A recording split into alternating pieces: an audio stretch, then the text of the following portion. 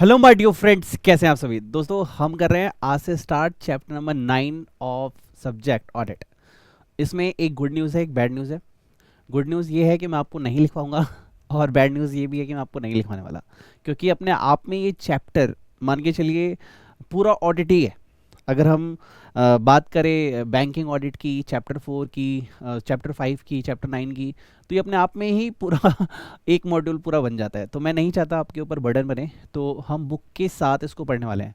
तो I hope आप लोग के पास, सबके पास बुक है, और नहीं है तो आप मुझे व्हाट्सअप कर देना 9357194004।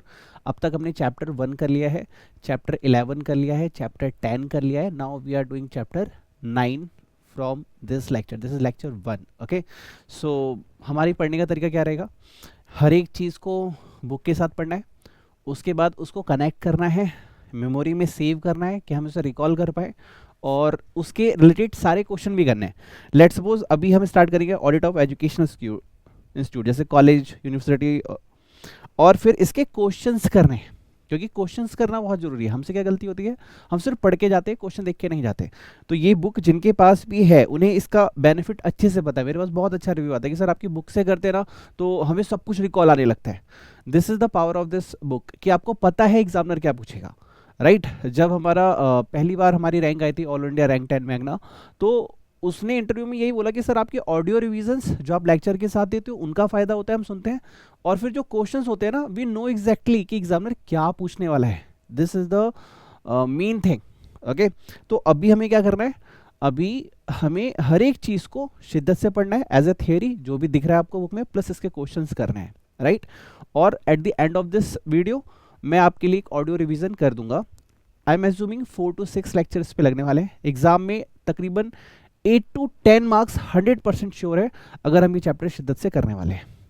ठीक है सर, स्टार्ट करने से पहले एक बात दिमाग में रखिए, either you are CA or you are CA. It means या तो आप मेरे साथ पढ़ रहे हैं तो आप सीए बनेंगे, या फिर आप सीए ही बनेंगे, बट बनेंगे सीए ही। जब भी कोई भी काम करो क्लियरिटी रहनी चाहिए, why I am doing this.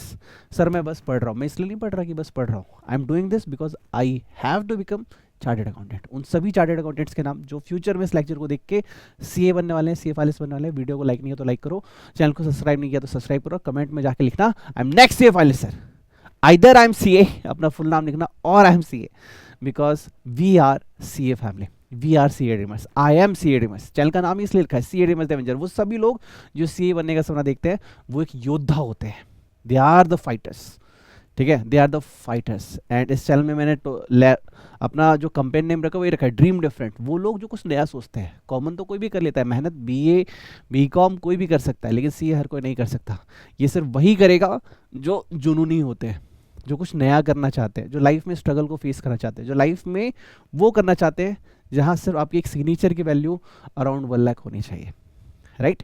So starting this chapter, and mind में डाल देना we are C A dreamers, I am C A dreamers, because I want either or I am C ए। चलिए स्टार्ट करते हैं।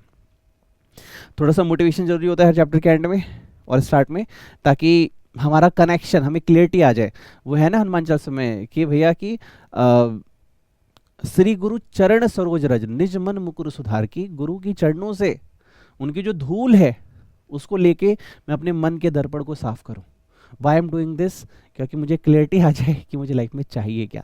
हनुमान चालीसा पढ़ोगे तो ये मीनिंग आपको आएगी। इसलिए गुरु कृपा होना बहुत जरूरी है। एक तो माँ बाप का आशीर्वाद और गुरु कृपा बहुत जरूरी है। चलिए सर स्टार्ट करते हैं। सबसे पहले सर ऑडिट हमें करना है, ऑडिट ऑफ एजुकेशनल इंस्टीट्यूशन। देखो इस चैप्टर को पढ़ते समय अभी तक जैसे आप ये क्लासेस ले रहे हो तो हो सकता है आप मेरे सुपर 30 बैच के स्टूडेंट हो, या फिर आपने कभी कहीं क्लासेस ली हो, 11-12 तो किया ही होगा, राइट। कभी तो स्कूल गए होंगे हम। तो आप जब वहाँ गए थे तो आप एज ए स्टूडेंट गए थे। अब आपको सेम स्कूल या इंस्टीट्यूशन में जाना है as a chartered accountant, CA बन के। तो क्वेश्चन है अब आप क्या करोगे। तो मान लो जब आप पहले गए थे, मान लीजिए आप सीए के लिए इनरोल कर रहे हैं, बीकॉम के लिए कर रहे हैं, तो आप क्या कहते थे, अच्छा कितना अच्छा इंस्टीट्यूट है यार, यहाँ की फीस कितनी होगी, मैं कैसे ज्वाइन करूँगा। तो अब आप ऑडिटर की तरह देखने वाले हो हर एक पॉइंट को कि भाई मैं वहाँ जाऊँगा तो मैं वहाँ क्या क्या करने वाला हूँ। पढ़ाते समय मैं टाइम का बहुत ज़्यादा ध्यान रखूँगा, क्योंकि अगर मैं लिखवाने पे आता तो अराउंड 15 to 20 लेक्चर्स इस चैप्टर पे लग सकते हैं। But to saving the time we are doing this from book. हर एक चीज़ को कनेक्ट करना है कि आप एक ऑडिटर की तरह वहाँ गए तो क्या करोगे? सर मैं ऑडिटर की तरह जाऊँगा तो मैं बच्चों से बात करूँगा, उन्हें 2 2 ज़ा 4 आता है कि नहीं आता? Are you doing this? अगर मान लो कोई चार्टर्ड अकाउंटेंट मेरे इंस्टीट्यूशन में आता है, आपसे क्या पूछेगा कि भाई तेरे को ऑडिट ऑफ एजुकेशन इंस्टीट्यूशन आता है कि नहीं? तुम स्टूडेंट से बात करने वाले हो कि उन्हें समझ में आता ही नहीं आता? Are you taking reviews from the students as a auditor? Answer है नो सर, हम ये नहीं करेंगे। हम क्या करेंगे? सर सबसे पहले बताओ पैसा कितना आता है। हर एक स्टूडेंट का ये होता है, सर सीए बनने के बाद कितना पैसा मिलेगा, सर एक टीचर बनने के बाद कितना पैसा मिलेगा, एक बिजनेसमैन बन के क्या मिलेगा, सर आप तो टीचर हो, लाखों करोड़ों कमाते होगे सर। तो सबसे पहला क्वेश्चन आता है पैसा कहाँ से आएगा। तो देखो जब भी पैसा वर्ड आएगा ना, मनी वर्ड आएगा, तो मनी के साथ साथ एक वर्ड और एसोसिएट होता है एक्सपेंस। तो दो चीज़ें तो दिमाग में होनी चाहिए कि देखो आप किसी भी इंस्टीट्यूशन में जा रहे हो, कहीं भी कोई भी ऑडिट आप करोगे, एक तो इनकम कहाँ से आ रही है, खर्चे कहाँ से आ रहे हैं। इनकम आ रही है तो उसकी अकाउंटिंग पीरियड कैसा है, उसकी रिकॉर्डिंग कैसी है, उसका ट्रीटमेंट कैसा है, और एक्सपेंस हो रहा है तो जेन्युइन एक्सपेंस है कि नहीं, अथॉरिटी के अंदर है कि नहीं। एक तो इनकम एक्सपेंस, ठीक है, profit and loss, income expenditure account. दूसरा हमारे पास क्या आता है? Balance sheet. बैलेंस शीट में क्या होती है? असेट्स होती हैं, लाइबिलिटीज होती हैं, राइट। तो असेट्स है तो रियली में एग्जिस्ट करती है कि नहीं। मैं आपको कॉमन पॉइंट्स दे रहा हूं बिफोर स्टार्टिंग दिस चैप्टर की, आपके दिमाग में आए कि हाँ यार ये तो मैंने सोचा ही नहीं था। अभी आप सिनेमा हॉल का ऑडिट पढ़ोगे, हाँ यार तो मैंने सोचा ही नहीं था। तो आपको ये देखना है सर स्टाफ की कितनी सैलरी जाती है, एक्सपेंडिचर आपको चेक करना पड़ेगा। सर मेरी असेट है, सर क्या असेट का मेंटेनेंस भी खर्चा होता है? वो असेट सिर्फ बुक्स में है या रियलिटी में भी है? सर मुझे बैलेंस शीट में दिखाया इन्वेस्टमेंट, इन्वेस्टमेंट है तो उसके डॉक्यूमेंट है क्या, कहाँ इन्वेस्ट किया आपने, लैंड में बिल्डिंग में इन्वेस्ट किया, कहाँ इन्वेस्ट किया आपने, उससे क्या इंटरेस्ट आता है आपको, हर एक चीज़ आपको सोचनी पड़ेगी, राइट। तो अब आप एज ए स्टूडेंट उस एंटिटी को नहीं देख रहे, अब आप किस तरीके से देख रहे हो? अब आप एक ऑडिटर के एंगल से, सीए कबीर सिंह जो कि हमारा थीम चैप्टर है, चैप्टर 1 से चल रहा है, कबीर सिंह के एंगल से देख रहे हो कि हाँ भैया अब मान के चलो हम ये देख रहे हैं कि सीए कबीर सिंह, अब हम पॉइंट ऑफ व्यू क्या बना रहे हैं? सीए कबीर सिंह उस स्कूल का, उस कॉलेज का, उस इंस्टीट्यूशन का ऑडिट करने जा रहे हैं, यूनिवर्सिटी का, जहां से वो पास आउट होके उसने सीए स्टार्ट किया था, ठीक है। तो जनरल क्या है सर? जनरल मतलब in the case of school college examine the trust deed, कि भैया वहां पे क्या लिखा हुआ है। देखो जब भी कोई चीज बनती है लीगली तो it should be on a paper, तो आप क्या कहोगे? It should be on paper, ठीक है। सर हो सकता है स्कूल कॉलेज बन गया हो और कहीं पे कुछ लिखा ही ना हो, नहीं भाई हमें चाहिए, हमें वो डीड पढ़ के क्या पता चलेगा? हमें पता चलेगा कि एक्चुअल में उन्होंने इसके बनाने के पीछे का रीजनिंग क्या है, प्रॉफिट मेकिंग है, पैसा कमाना चाहते हैं, या फिर कितने पार्टनर्स हैं, क्या क्या टर्म्स हैं, क्या क्या कंडीशंस है, इसलिए हम आप उसको पढ़ रहे हैं, और रेगुलेशंस क्या है वहाँ की। Note all the provisioning affecting accounts, तो हम सभी प्रोविजंस को पढ़ेंगे जो कि क्या इफेक्ट कर रहा है, हमारे अकाउंट को इफेक्ट कर रहा है। इससे क्या पता चलेगा? हमें वो प्रोविजंस पता चलेंगे कि हमारे अकाउंट के साथ साथ कौन कौन से प्रोविजंस लिंक करते हैं। Okay, in case of university, अगर मान लो हम यूनिवर्सिटी की बात करें, refer to the act of legislature and regulation framed thereunder, कि उसके ऊपर इनडायरेक्टली मैं कहूँ तो कौन कौन से लॉ अप्लाई करते हैं, कौन कौन से लॉ अप्लाई करते हैं। तो पहले आपने क्या किया? मैं वहाँ के डॉक्यूमेंटेशन पढ़ूंगा, डॉक्यूमेंट में क्या पढ़ूंगा कि भैया ये किसने बनाया था, जी चौधरी सिंह जी ने बनाया था, कबीर सिंह किसने किसने बनाया था, हु इज द ऑनर। अब मैं आपसे पूछूं कि आईसीआई, आप लोगों के लिए क्वेश्चन है, कमेंट बॉक्स में जाके लिखना, आईसीआई को किसने बनाया था? फर्स्ट टाइम आईसीआई बनी थी, उसके मेंबर कौन थे, किसने बनाया था? This is question for you. अगर तुमने किया तो मैं मानूंगा तुम रियल ऑडिटर हो। जाओ कमेंट बॉक्स में लिखो किस साल में बनी थी, ठीक है, कौन से डॉक्यूमेंट के साथ बनी थी, ठीक है, और आईसीआई के ऊपर कौन कौन से लॉ लगते हैं, जाइए कमेंट बॉक्स में लिखिए। मैं उम्मीद करता हूँ एक बार आप आईसीआई का ऑडिट करें, ठीक है, फ्यूचर में जब आप सीए बनेंगे तो आप कमेंट बॉक्स में लिखिए, आज से तैयारी कीजिए, right. Red through the minutes of the, ये रीड होना चाहिए था, READ, स्पेलिंग मिस्टेक है, sorry on my side. Through the minutes of the meeting, sir meeting क्या होती है? सर जब आप कंपनी एक्ट पढ़ते हो तो वहाँ आता है कि मिनट्स बुक बनती है। मिनट्स बुक क्या होती है? This is summary of the whole meeting, जिसमें हम कम समय में ये देख सकते हैं कि इस मीटिंग के दौरान क्या क्या बातें हुई थी, टॉपिक डिस्कस हुए थे, प्लस इसके अंदर डिस्कशन क्या हुआ, प्लस इसके अंदर रिजल्ट क्या आया, ठीक है। तो हम उसके मिनट्स को पढ़ सकते हैं कि फाइनली उनका ओपिनियन क्या चल रहा है, वो अभी कैसे रिएक्ट कर रहे हैं, कैसे काम कर रहे हैं, ठीक। तो हमने क्या करना है, हमें ट्रस्ट डीड चेक करनी है, उसके बाद यूनिवर्सिटी पे कौन कौन से लॉ लगते हैं उस वाली यूनिवर्सिटी पे, ठीक है, उसके बाद हमें देखने हैं उसके मिनट्स को। Nothing resolutions affecting accounts to see that these have been duly complied with, कि भैया सब कुछ ड्यूली कंप्लाइड होना चाहिए, specially the decisions are regarded the operations of bank accounts and sanctioning of the expenditure.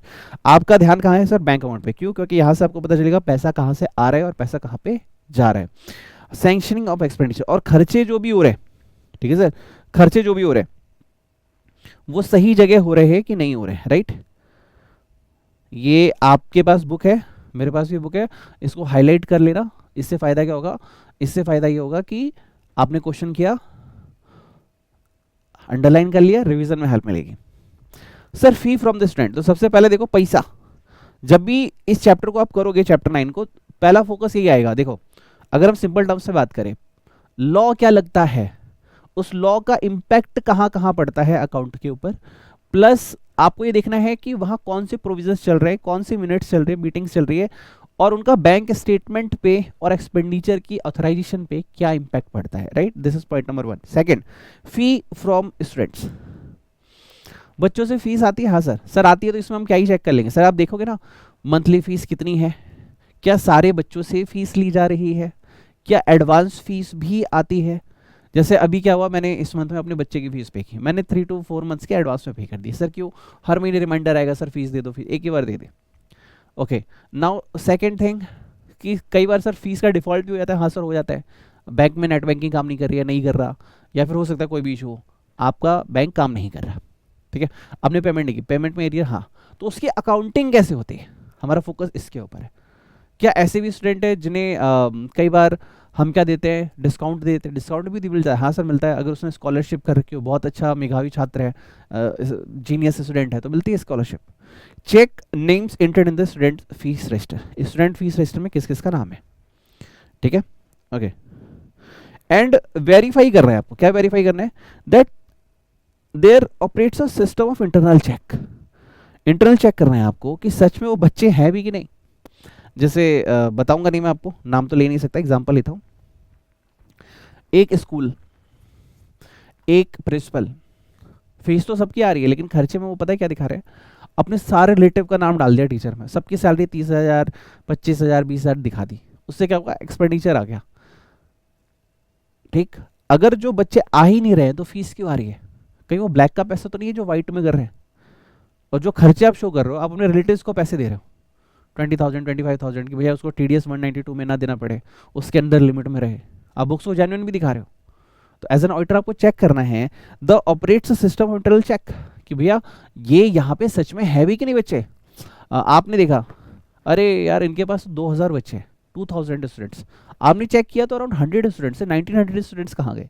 May be it is possible, वैसे तो आज के समय में ये पॉसिबल ही नहीं है, बट इट मे बी, जैसे कई मूवी होती है, जैसे एक मूवी थी वाथी, वाथी अर्जुन की, अर्जुन नहीं, धनुष की मूवी थी वाथी, वाथी मूवी में क्या था, धनुष की मूवी में उसे प्रमोशन का होता है कि भाई मैं अच्छा काम कर रहा हूँ तो प्रमोशन मिला, तो उसे गांव में भेज दिया जाता है, एक भी बच्चा क्लास में होता ही नहीं है, फिर वो जाता है, सबको बुलाता है, तो it might be possible, right. उसके बाद है ensure that demands against the students are properly raised, कि भैया उनसे फीस टाइम पे ली जा रही है। सर ये सब आपका काम है कि आप चेक करेंगे एज एन ऑडिटर, ओके। इसके बाद check fees received through comparison of counterfoils of the receipt issued with entries in the cash book. Sir counterfoils क्या होती है, ये होता है सर, काउंटरफॉल्स का मतलब क्या होता है, जैसे पहले क्या होता है, जैसे बैंक आप जाते हो तो बैंक में जब कैश डिपॉजिट करते हो तो एक साइड आपके लिए होता है और एक बैंक के लिए होता है, तो आप वाला साइड आपको ऐसे करके दे दिया जाता है, ये देखो ऐसे होता है, और इसमें डॉट डॉट डॉट। सर मैं तो कभी बैंक नहीं गया भाई, ऐसा मत बोले यार, पापा के साथ कल ही जाना आप, तो एक साइड आपको दे दिया जाता है, एक वो रख लेते हैं, काउंटर फॉलो में तो उसको बीच में से फाड़ देते हैं, 2 पार्ट्स में डिवाइड हो जाता है वो, एक उनको दे दिया, एक आपने रख लिया, फिर आप ही को करना होता है, राइट। तो पहले क्या होता था, कार्बन कॉपी होती थी, एक ऊपर होता था, फिर बीच में कार्बन, फिर नीचे, तो कार्बन से गंदा हो जाता है, भूल जाते हैं, तो हम काउंटर फॉलो रखते हैं। तो कह रहे वो रखो ताकि तुम्हारे पास भी रिसिप्ट रहे और स्टूडेंट्स को भी तुम दे सको। मैं चेक करना चाहता हूँ, मतलब ऑडिटर कह रहा है मैं चेक करना चाहता हूँ वो काउंटरफॉलियो रिसिप्ट जिसके थ्रू पेमेंट आप ले रहे हो। Examine that fees paid in advance, क्या फीस एडवांस में भी आती है, if any have been carry forward, क्या सर आती है तो क्या कैरी फॉरवर्ड करते हो, अगर आपको 50,000 एक स्टूडेंट के आगे जिसकी फीस ओनली 10,000 है, तो क्या 4 मंथ आपने फीस को कैसे कैरी फॉरवर्ड किया, I want to check the accounting treatment, okay. If any have been carried forward that the areas that are irrecoverable fees have been written off, ये भी तो हो सकता है, अगर फीस एडवांस में आ रही है तो फीस पेंडिंग भी हो, बोलो मेरे साथ, हो सकता है कि फीस एडवांस में आ रही है तो फीस पेंडिंग भी हो। Under the sanction of an appropriate authority ensure that admission fees received during the period has been created to a capital fund. कह रहे एडमिशन फीस आई तो आप उसे कैपिटल फंड मानो. कैपिटल फंड बोलने का मतलब क्या है कि आप उसे एज अ लोन मानो, क्योंकि वो एडवांस है, वो आपके अभी पैसा नहीं है. जैसे जैसे वो ड्यू होगा वैसे वैसे आप उस पैसे को वहां असाइन करोगे. जैसे मैंने आपसे मान लो मैंने आपको 50,000 रुपए दे दिए, वो आपकी तो है ही नहीं ना अभी. जैसे जैसे आप काम करोगे वैसे वैसे वो एडजस्ट होंगे, इसलिए उसने कहा कैपिटल फंड में डालो. Unless the managing committee has taken the decision to the contrary. हो सकता है मैनेजिंग डिसीजन ने कह रखा हो कि अरे भाई कौन सा बच्चे ने एक बार एडमिशन ले लिया, कौन सा वापस छोड़ के जा रहे हैं, पूरा पैसा अपना है, चिंता मत करो. तो ऐसा भी हो सकता है. Now check whether scholarship and concessions are generated by the authorised person. मान लो किसी बच्चे को स्कॉलरशिप दी, जैसे हमने बात की थी पहले, स्कॉलरशिप दे दी सर क्योंकि वो बच्चा पढ़ने में बहुत जीनियस है, ठीक है, आपने स्कॉलरशिप दे दी. तो स्कॉलरशिप देना इशू नहीं है, समझो आप मेरी बात. स्कॉलरशिप देना इशू नहीं है, इशू है कि सही बंदे ने ऑथराइज किया कि नहीं किया. अब जैसे मैं 11th के लिए एक स्कूल में गया था, कॉस्मोस स्कूल में, ओके. तो मेरे जानकार में कोई थे, मैंने उनसे बोला कि सर कुछ करवाओ, तो उन्होंने 3 मंथ की फ़ीस माफ़ कर दी थी. क्योंकि मैं लेट गया था, क्योंकि 10th का रिजल्ट ही लेट आता है, तो स्कूल तो अप्रैल से स्टार्ट हो गया था, मैं गया था जुलाई के अप्रॉक्स, जुलाई अगस्त में. तो उन्होंने 3 मंथ की फ़ीस माफ़ कर दी थी. तो किसने क्या वहाँ पे आपको फ़ीस किस क्या अथॉरिटी थी उस बंदे के पास जिसने आपको डिस्काउंट दिया, अथॉरिटी थी उस बंदे के पास जिससे आपको स्कॉलरशिप मिली. Okay, having regarded to the rules prepared by the managing committee, now confirm the fines for late payment or absence. आपको फाइन चेक करना है, फाइन लगता है कि नहीं लगता, क्योंकि हर स्कूल में होता है. अगर आपने फीस टाइम से नहीं दी तो आपको 100 रुपीज़ या 50 रुपीज़, स्कूल है 5,000 का फाइन थोड़ा ना लगेगा, 100 रुपीज़ या 50 रुपीज़ फाइन पर डे लगाया जा सकता है. Okay, have either been collected और remitted under the proper authorised. मान लो बच्चा ही नहीं आया, पूरे साल नहीं आया और बच्चे के फीस पेरेंट्स ने दे दी, कोई दिक्कत हो गई, बच्चा बीमार हो गया, पेरेंट्स ने कहा सर हम भेज तो पाए नहीं, हो सकता है कुछ रिफंड मिल जाए, तो उन्होंने कहा ठीक है 10,000 रुपये वापस कर देता हूँ. या फिर on the other side late fees है, तो फिर वहाँ के टीचर ने बोला भाई तू 10 दिन से पैसे नहीं दे रहा, चल 500 रुपये का फाइन है, पे कर. तो वो कैसे आ रहे हैं और कैसे रिमिट हो रहे हैं, इसकी अकाउंटिंग आपको चेक करनी होगी. Confirm that hostel dues were recovered before students account were closed. Sir ये क्या है सर, कुछ बच्चे आपके स्कूल में कॉलेज में दूर से पढ़ने आते हैं, एकदम दूर से. अब दूर से पढ़ने आए हैं तो होटल है, होटल अभी है इस टॉपिक में, अभी पढ़ेंगे जल्दी. तो हॉस्टल में वो रहते हैं, वो आपने हॉस्टल बना रखा है उनके लिए. जैसे पहले क्या होता था, अब तो मार्केट पूरा खराब हो गया, पुणे का मार्केट बहुत अच्छा चल रहा है. मैं भी सोच रहा हूँ पुणे के स्टाफ से बात करके मैं भी आऊँ पुणे. हाँ, तो वहाँ पे दिल्ली में मैंने देखा था बहुत साल पहले, 2012 के अप्रॉक्स, भाई क्या भीड़ होती थी. लक्ष्मी नगर एक जगह है दिल्ली में, वहाँ पे क्या क्राउडेड होता था. अब तो मुझे नहीं लगता उतना है, ठीक है. तो क्राउड पूरे बैच में 2,000 रुपये, 2,000 बच्चे भरे पड़े, फुल क्राउड. अब वो रहते कहाँ हैं, कोई बिहार से आया है, कोई आसाम से आया है, तो उनके लिए हॉस्टल की अरेंजमेंट की जाती थी. तो वो कह रहा है भाई वो बच्चा वहाँ से जाए उससे पहले, मतलब हॉस्टल से जाने से पहले उससे फीस लेते हैं कि नहीं, और ली कि नहीं, ली तो उसके अकाउंटिंग ट्रीटमेंट है कि नहीं. आपको अकाउंटिंग ट्रीटमेंट पे फोकस करना, याद रखना. Confirm that hostel dues were recovered from before the students' account were closed and their deposits of the caution money refunded. Sir ये क्या होता है, ये होता है कि सर मान लो तुमने हमें 3 महीने के पैसे नहीं दिए, तो मुंबई वाले लोग इसे अच्छे से जानते होंगे, मुंबई में पहले ही अमाउंट ले लिया जाता है. जैसे कोई भी अगर आप रेंट पे भी जाओगे तो आपसे अराउंड 1 लाख या 2 लाख की सिक्योरिटी डिपॉजिट करवा लेते हैं कि भाई पहले पैसे दे, रेंट तो बाद में. पूछे क्यों, तू भाग गया तो, कुछ नुकसान हो गया मेरे तो, पहले ही देना पड़ता है, उसके बाद रेंट स्टार्ट होता है. हाँ, जब छोड़ोगे तो वो आपको वापस करेगा. तो ये वो कह रहा है कि अगर हॉस्टल में आपने 20,000 50,000 एडवांस ले रखा था तो फीस एडजस्ट कर लो और रिमेनिंग अमाउंट उसे वापस कर दो, या फिर फीस ले लो उसका टोटल अमाउंट उसे वापस कर दो, बात वही पढ़नी है. Sir other receipt and grants of donation. मान लो आपका स्कूल बहुत अच्छा कर रहा है, अभी जैसे केजरीवाल सर का एग्जाम्पल लेता हूँ मैं आपसे. केजरीवाल, आई थिंक आनंद केजरीवाल को हर कोई जानता हो. अब आनंद जानता हो क्या, जानते ही हो गया, आम आदमी पार्टी. ओके, तो जब वो अपना कैंपेन चलाते थे, कैंपेन पता नहीं COMPAIGN ऐसी कुछ होता है, जब वो अपना चलाते थे कि आम पार्टी सबसे बढ़िया, तो वो स्कूल्स का प्रमोशंस करते थे. तो वो स्कूल्स में डोनेशन भी देके आते थे. बहुत सारे अच्छे लोग होते हैं जो स्कूल्स में डोनेशन देते हैं, सब कुछ करते हैं, करवाते हैं. तो यहाँ पे हम अदर रिसिप्ट यही देख रहे हैं कि क्या कोई ग्रांट आ रही है क्या गवर्नमेंट की, तो AS12 याद आ रहा है तुम्हें, वो ट्रीटमेंट यहाँ पे लगेगा। अकाउंटिंग पढ़ा है, नहीं पढ़ा तो पढ़ना, AS12 वो लगेगा। डोनेशन का ट्रीटमेंट कैसे है, मान लीजिए डोनेशन भी दो टाइप की होती है, एक होती है कि भाई मैं ये पैसे दे रहा हूँ कि सारे बच्चों को बुक्स फ्री कर दो, तो उसमें से बुक्स फ्री करो, मैं चाहता हूँ बुक्स ना 50% रेट पे मिले, तो उस अमाउंट को उसी अमाउंट के लिए यूज़ करो। या फिर वो अमाउंट फ्री सब्सक्रिप्शन है, भाई तुम इसको बस स्कूल के लिए यूज़ करो, तो कहीं भी यूज़ करो। या फिर मैं चाहता हूँ तुम इससे ना 15 अगस्त आ रहा है, बच्चों को झंडा खरीद के दो, फ्लैक्स, इंडियन फ्लैक्स, उनको अच्छी ड्रेस दो, तो it for the particular purpose और इट्स फ्री। फ्री है तो स्कूल कैसे भी उसको यूज़ कर सकता है। या फिर अगर वो पर्टिकुलर पर्पस के लिए, तो उसमें यूज़ हुआ कि नहीं हुआ, तो यही बातें AS12 वाली यहाँ पे अटैच हो रही है। Verify rental income from the landed property with rent rules. कई बार क्या होता है, रेंटल इनकम आती, स्कूल है उसके पास खुद की प्रॉपर्टी है, खाली जगह रहती है, शाम को लोग पार्क कर लेते हैं, वो पैसे लेते हैं सबसे, हो सकता है रेंटल प्रॉपर्टी है, आप रेंट लेते हो सकता है। Vouch income from endowments and legacies as well as interest and dividend from investment, also inspect the security respect of the investment held. हो सकता है स्कूल ने कहीं पे इन्वेस्टमेंट कर रखी हो, उस इन्वेस्टमेंट का इंटरेस्ट देखो, सिक्योरिटीज देखो।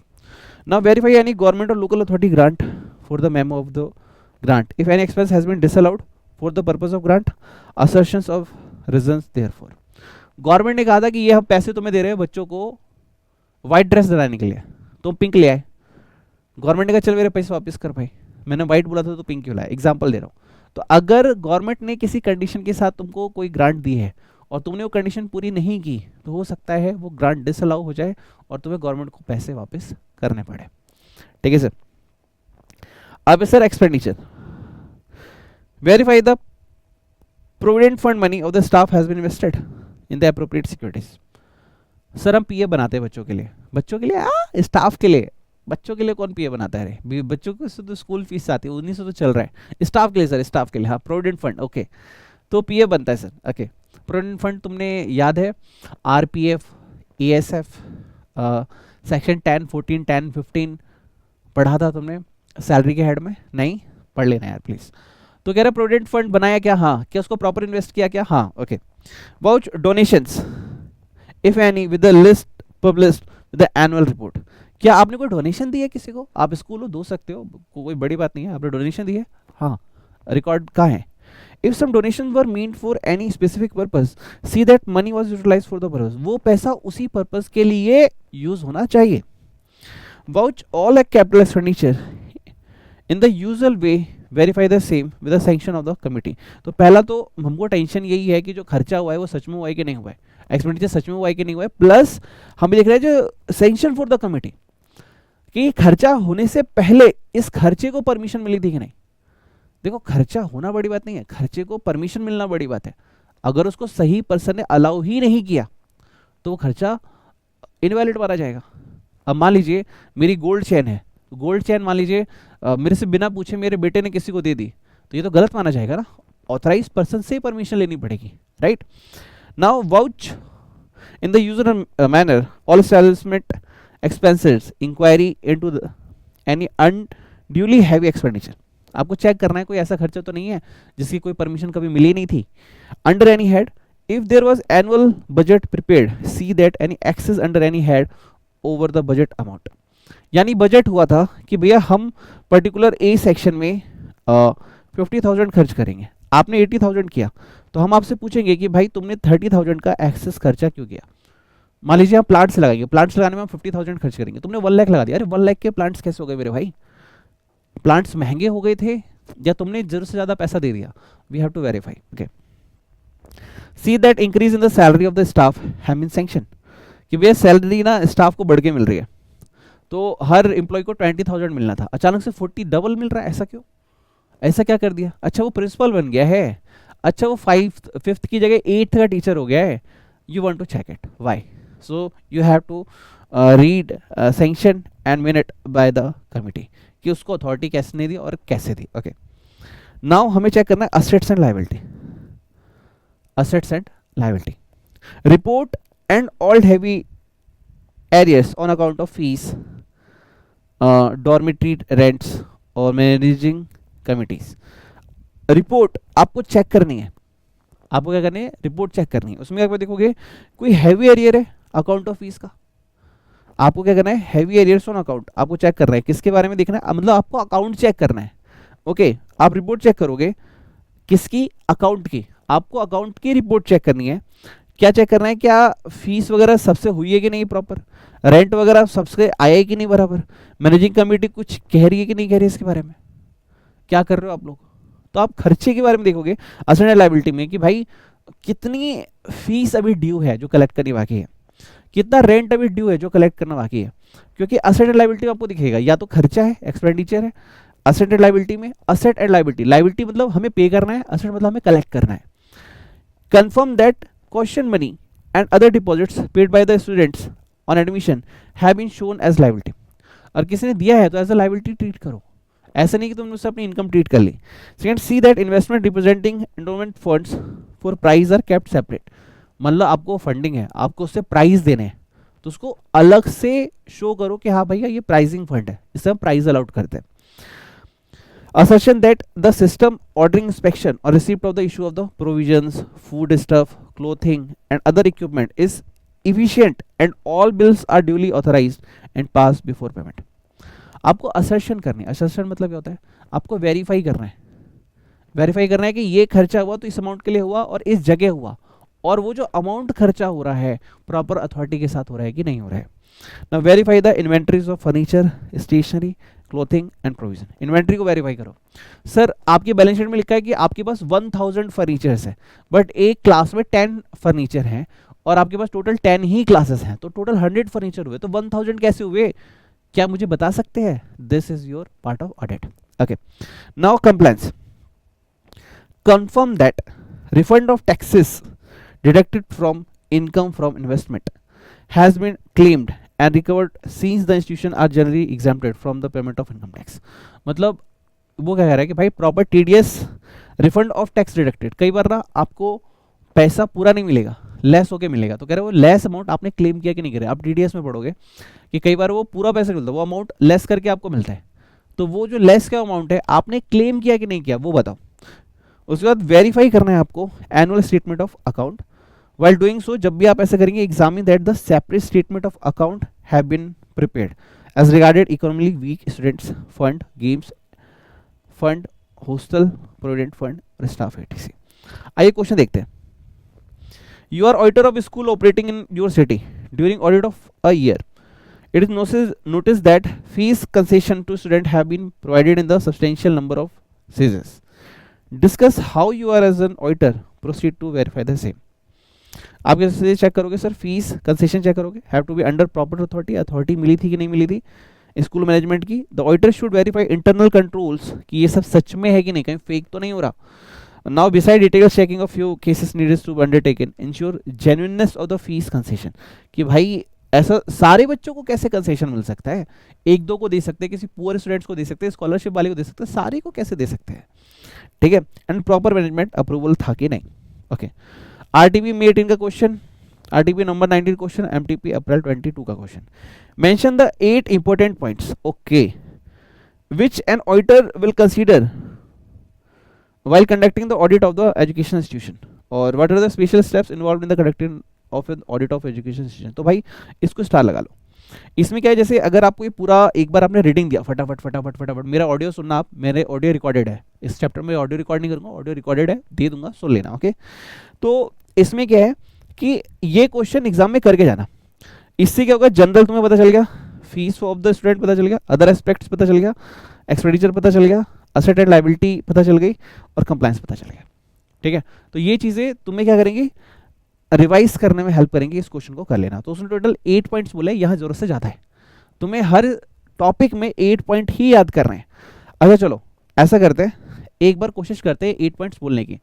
सर आपको वहां का लॉ पता होना चाहिए। ओके, अभी जो लेटेस्ट मीटिंग हुई थी उसकी हमें मिनट्स बुक्स पढ़नी है। ओके, क्यों, ताकि हमें पता चल जाए कि bank statement and last word क्या था, सैंक्शन ऑफ एक्सपेंडिचर, कौन कर रहा है, कितना कर रहा है, कैसे होना है। ओके, स्टूडेंट की फीस टाइम से आती है क्या, एडवांस भी आती है क्या, एरियर भी आती है क्या, ये 3 पॉइंट हो गए आपके, राइट।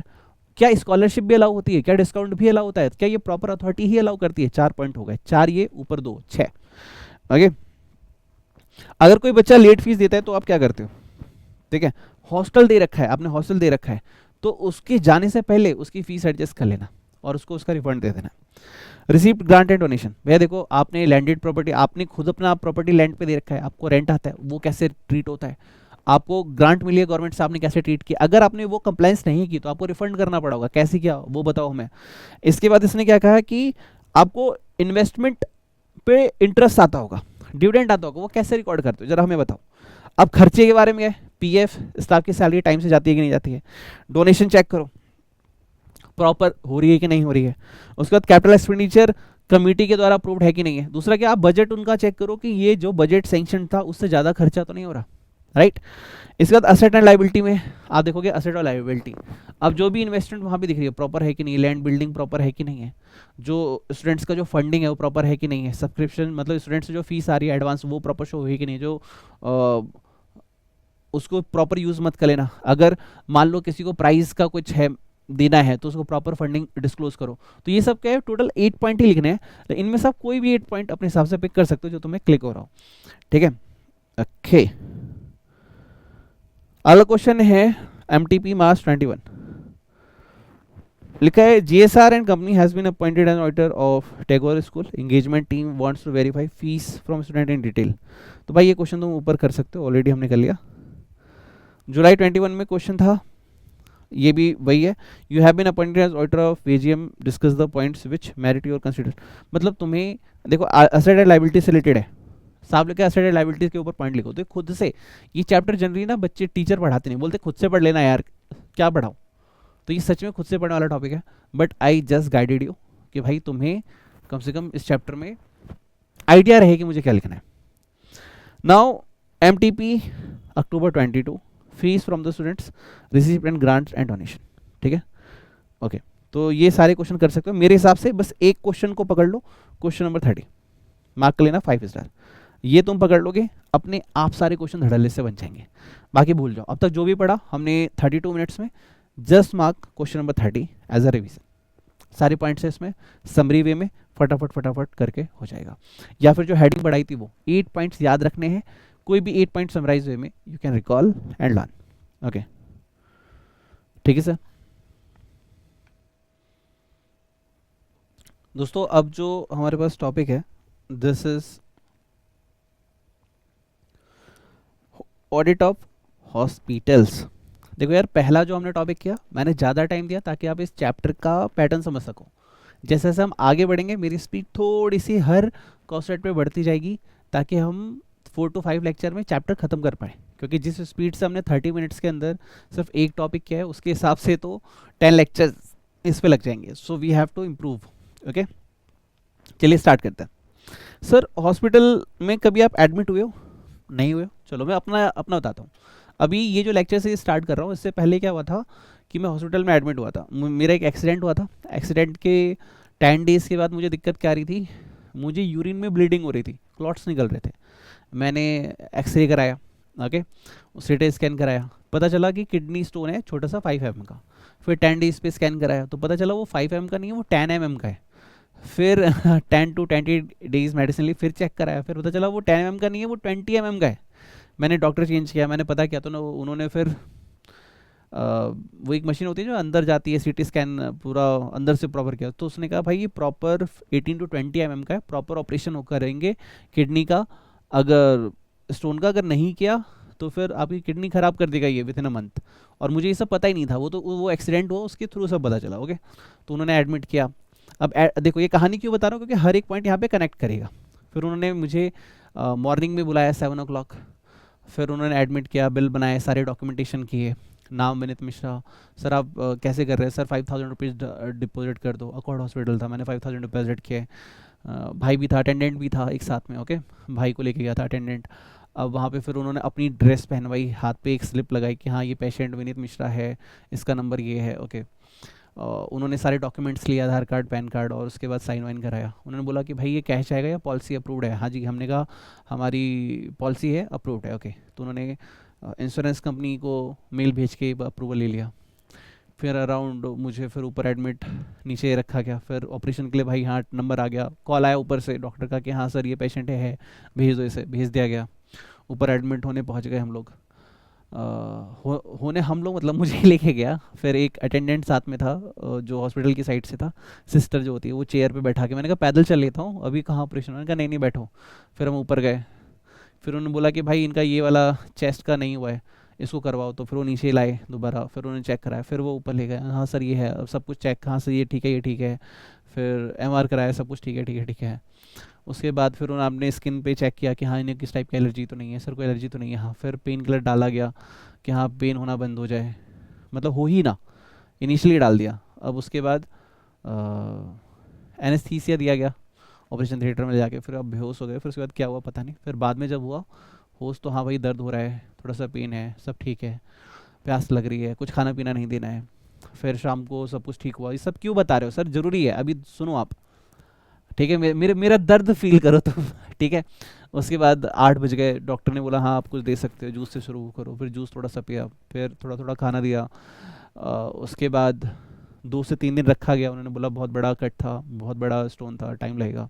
2 से 3 दिन रखा गया। फिर मॉर्निंग में नाश्ता पानी आना, फिर अराउंड 5 o'clock चाय वगैरह आ जाती थी, 5 to 6, फिर 8 o'clock नाश्ता आ जाता था, फिर 12 o'clock खाना आ जाता था, फिर 4 बजे नाश्ता आ जाता था, फिर 8 बजे खाना, मतलब 4 टाइम पूरा देता था, 2 टाइम नाश्ता 2 टाइम खाना। पर्सनल रूम था, एसी था, जब भी बैल बजाओ सिस्टर आ जाती थी, बोलती है कि हाँ ठीक है क्या दिक्कत है आपको, प्रॉपर आपके लिए पानी, ग्लूकोज A to Z सब कुछ देना करना, मेडिसिन बार बार आके इंजेक्ट करना ताकि वो लिक्विड फॉर्म में ब्लड में मिलती रहे। उसके बाद 2 दिन पास हुए।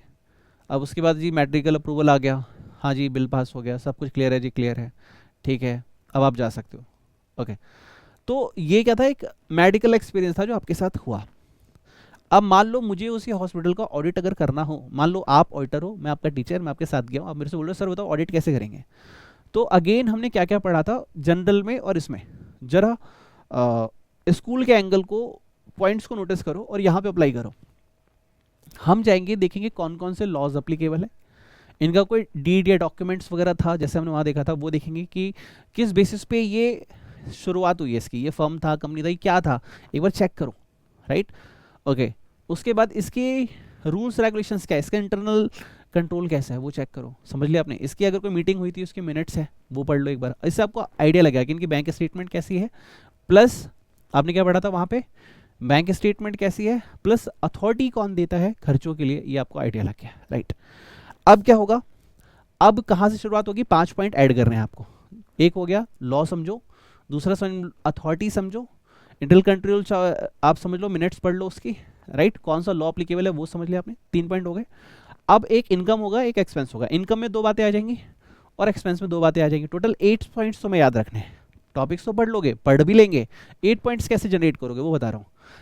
अब बताओ हॉस्पिटल में इनकम कहाँ से आती है, वो जो खाना खिला रहे हैं, this is the part of the income जो मुझे कैंटीन से मिलता है, हाँ कैंटीन जो हॉस्पिटल में होती है वहाँ से इनकम आती है। ओके, सबसे बड़ी इनकम होती है सर पेशेंट से, हाँ क्या पेशेंट का अपना अपना एक नंबर होगा, मैंने आपको बोला था कि हाथ में उन्होंने टैग बांधा और उस पर विनीत मिश्रा और फिर उसके साथ जो भी नंबरिंग थी वो थी कि हाँ भैया आपको ये आपका ये नंबर है, जो भी था मुझे याद नहीं, 23/ ये जो भी करके। ओके, मतलब डिफरेंट का डिफरेंट था और डिफरेंट पेशेंट का डिफरेंट बेड था। ये नहीं कि मेरे बेड पे मैं चाय पीने का कोई और आके लेट जाएगा, ये मारूंगा एक अपन का बेड है खाली कर, हाँ मजाक कर रहा हूँ, ठीक है। तो एक इनकम हो गई पेशेंट से, 1 पॉइंट हो गया, हमें टोटल 8 पॉइंट लिखने हैं याद रखो। दूसरी इनकम कैंटीन से हो गई, तीसरा सर मेडिसिन से जो सेल आउट होती है वो हो गई। और भी कोई इनकम होती है आई डोंट थिंक, 3 इनकम मेरे को पता है, एक तो कैंटीन से हो जाती है और एक पेशेंट से डायरेक्टली होती है और मेडिसिन जो भी सेल करते हैं उस पर होती है। सर उस पर प्रॉफिट होता है, होता होगा 20 to 30% शायद, जहाँ तक मुझे पता है होता है, क्योंकि 20% तो आपको मेडिकल स्टोर वाला डिस्काउंट देते हैं, तो सोचो कितना होता होगा, ठीक है। ये हो गए, बाकी हो सकता है उन्होंने कोई इन्वेस्टमेंट कर रखी हो, उससे रिटर्न या डिविडेंड आता हो, उनके पास कोई फ्री एसेट हो, जैसे हमने स्कूल वाले केस में पढ़ा था कि उनके पास लैंड थी, उन्होंने लेट आउट कर दिया, वहाँ से उन्हें रेंट आ रहा है, तो 5 टाइप की इनकम हो गई, राइट। सर खर्चे क्या क्या होंगे हॉस्पिटल के, देखो हॉस्पिटल्स में स्टाफ बहुत सारा है, स्टाफ की सैलरी, डॉक्टर्स की सैलरी, क्लीनर्स वगैरह जो उसकी सैलरी, भाई जो एसी चल रहा है मैं बार बार चला रहा हूँ उसका खर्चा, टीवी लगी पड़ी उसका भी खर्चा, मेंटेनेंस का खर्चा, वहाँ का जो अकाउंटेंट होगा, सी होगा, स्टाफ का खर्चा, राइट। उसके बाद जो मेडिसिन मुझे दे रहे हैं, ठीक है, पैकेज के अंदर, वो भी तो उनका खर्चा है ना। नहीं समझे आप? मेडिसिन जो मैंने नीचे काउंटर से ली वो तो एक अलग है, लेकिन वहाँ पे जो मेडिसिन मुझे इंजेक्ट करके लगाई जा रही है वो भी खर्चा है, कंज्यूमेबल्स जिसे बोल सकते हैं। अब कैंटीन में जो भी सप्लाई कर रहे हैं वो भी तो खरीद के आ रहे हैं, ओके। जो पेशेंट है उनको जो ड्रेस पहनाई जा रही है, ध्यान से सुनो, वो भी तो उनका एक खर्चा है ना, उसकी भी धुलाई कराना, उसको भी नया खरीद के लाना, वो सब भी खर्चा है। और क्या क्या खर्चा है, जो भी उन्होंने फिक्स असेट्स खरीदे, जैसे बेड है, सबका डेप्रिसिएशन है, जो लैंड है, जो बिल्डिंग है, उसका भी अपना एक खर्चा है। तो ये हो गए आपके पॉइंट्स। अब क्या हो गया, ये हो गया इनकम एक्सपेंडिचर। अब आप जाओगे बैलेंस शीट में, तो बैलेंस शीट में हॉस्पिटल्स के क्या क्या हो सकता है, कैश होगा, बैंक होगा, प्लांट एंड मशीनरी होगी, प्लांट एंड मशीनरी में सिर्फ प्लांट एंड मशीनरी होता है, उनके बाद जो इक्विपमेंट्स है, जैसे ईसीजी की मशीन हो गई या अलग अलग मशीन जो भी हो गई वो हो गई। उसके बाद उनकी खुद की लैंड है, प्रॉपर्टी है, लैंड है, इन्वेस्टमेंट्स है, इतना तो समझ सकते हो ना। डेप्टर्स वगैरह कौन हो गए, हम ही लोग तो होते हैं, डेप्टर्स हमें पेमेंट करनी पड़ती है, ओके। और उनकी असेट्स, ये हो गई असेट साइड। लाइबिलिटी साइड में क्या होगा, अगर किसी स्टाफ की सैलरी ड्यू है तो उनकी लाइबिलिटी है, अगर एडवांस पे कर रखा है तो प्रीपेड है तो असेट है।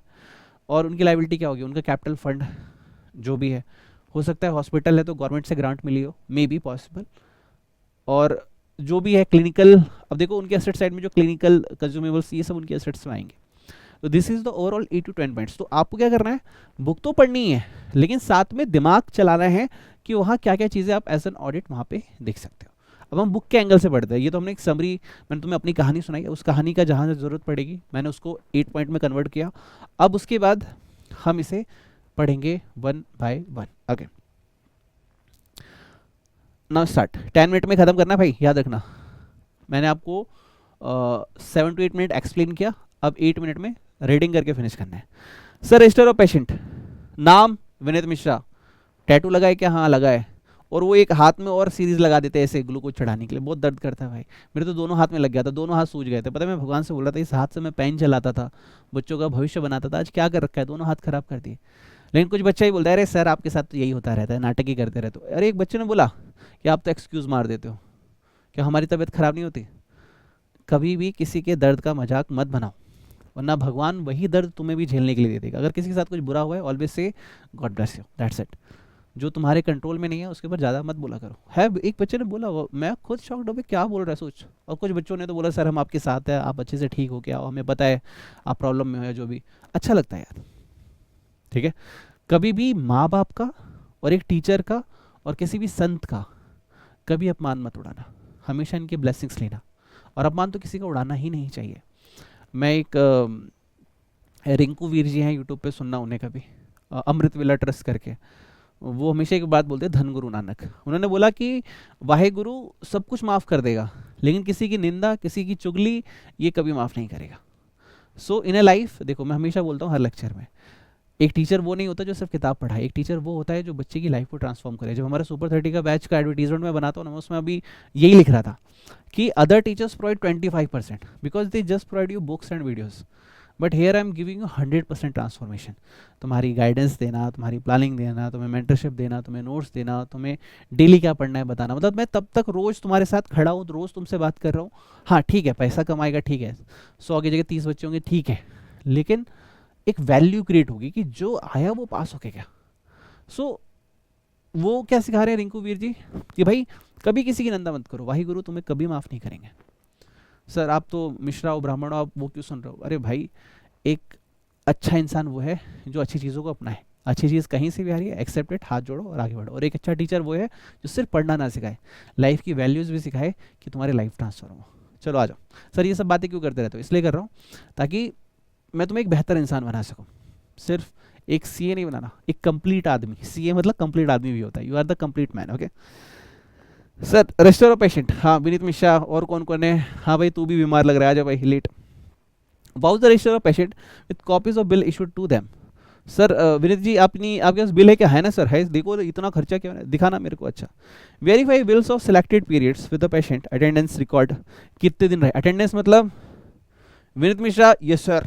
अरे भाई ये अटेंडेंस नहीं, अटेंडेंस मतलब वो कितने दिन रहा वहाँ पे। To see that the bill have been correctly prepared, क्या वो बिल उन्होंने सही से बनाया है। मान लो मेरा जो ऑपरेशन था उसका पैकेज अराउंड 80,000 का था अकॉर्ड में, हाँ ये यही बता रहा हूँ, सच बता रहा हूँ, प्लस जो भी मेडिसिन का खर्चा था वो अलग, प्लस जो डॉक्टर को बार बार मिलने गए वो, तो अराउंड इट्स 1,20,000, और प्लस उन्होंने ना बॉडी में एक पाइप डाल के छोड़ दिया था, तो उस पर भी रेस्ट ही करना था, कोई भी झटका लगा तो दिक्कत होगी, पाइप अंदर था, वो था 15 दिन, फिर उस पाइप को निकालने का उन्होंने फिर से 20,000 लिया। तो कह रहा है ये जो भी हुआ है क्या ये करेक्टली प्रिपेयर्ड हुआ है। Also see that bills have been issued to all patient, क्या सारे पेशेंट को बिल भी दिए जाते हैं कि नहीं दिए जाते। जैसे मुन्ना भाई MBBS, अगर तुमने बचपन में देखी होगी, तो नहीं देखी तो बच्चे ही हो अभी देख लेना। उसमें क्या होता है, उनको उसके पापा को लगता है मुन्ना भाई डॉक्टर है, तो जैसे उसके पापा आते हैं सबको ए भाई सर्किट लिटर है भाई, तो वो किसी को भी पेशेंट बना देता है, बिल इशू क्या नहीं किया। Okay, from whom an amount was recoverable according to the rules of the hospital, hospital के रूल्स के अकॉर्डिंग पैसा रिकवर हुआ या नहीं हुआ। Okay, second, collection of cash, check cash collection as entered in the cash book with the recipient. Counterfoils क्या होता है, वो जो 2 पेज में होता है, डॉट डॉट डॉट होते हैं, आप इसको टर्न करके एक अपने पास रख लेते हो, एक सामने वाले को देते हो, ठीक है। ये अभी हमने स्कूल के केस में पढ़ा था। And other evidence, for example copies of patient bill, counterfoils of the dividend and other interest warrants, copies of the rent bills, it is, मतलब जहां जहां से पैसा आ रहा है सबके डॉक्यूमेंट को तुमको चेक कर रहा है, इनडायरेक्टली तुम्हें ये समझना है। Okay, now income from the investment, ये हमने पहले ही पढ़ा था, इनकम कहाँ से आती है, पेशेंट से आती है, उसके बाद क्या आती है, इन्वेस्टमेंट से आती है। अच्छा, see with the reference the property and investment registered, कि आपके पास कौन कौन सी प्रॉपर्टी है, रजिस्टर्ड है कि नहीं, हाँ तुम उसका वेरिफिकेशन करने भी जा सकते हो, right. Investment, that all the income that should have been received by the way of the rent on properties, dividends and interest on the securities have been collected. Now fourth, legacies and donation, assertion that legacies and donations received from the specific purpose have been applied in the manner agreed upon। अब जैसे मेरे को बहुत दर्द हुआ, right, मैंने सोचा जिस दिन मैं करोड़पति आदमी बनूंगा मैं 10 लाख दूंगा अकॉर्ड हॉस्पिटल को, मैं बोलूँगा जितने भी गरीब लोग हैं ना उनका इलाज करने का, बहुत दर्द होता है इस खर्चे में। तो लेगेसीज एंड डोनेशन क्या ये सही से यूज हुए, उसी जगह यूज हुए, जैसे आपने पढ़ा था अभी स्कूल वाले केस में कि भाई मैंने जो डोनेशन दी बुक के लिए वो वही यूज होनी चाहिए, तो ये उसी चीज को यहाँ पे यूज कर रहे हैं। Now reconciliations of subscription, track all collection of subscription and donations from cash book to the respective register, reconcile the total subscription due as shown by the subscription register and the amount collected and is that still outstanding।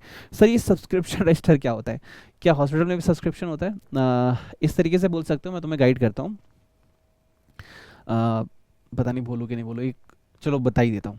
अब एक दोस्त है हमारे पास ना एक medical एक hospital है जिसका नाम है काइसन, तो उनको बहुत सारे गंजापन आ रहा था यहाँ पे, ठीक, यहाँ पे अभी लास्ट संडे हम लोग गए थे, तो यहाँ पे बाल उनके बहुत ज़्यादा झड़ रहे थे, तो अब वो वहाँ पे गए। अब वहाँ पे वो गए तो डॉक्टर ने बताया भाई B12 का टेस्ट कराओ, D3 का टेस्ट कराओ, ओमेगा 3 ऐड करो, 3 ही चीज़ें होती हैं, ओमेगा 3, D3, B12। ये मेरे को पहले से पता था, मैंने उसको गाइड कर रखा था, लेकिन फिर भी डॉक्टर की बात सुननी है, सुन भाई।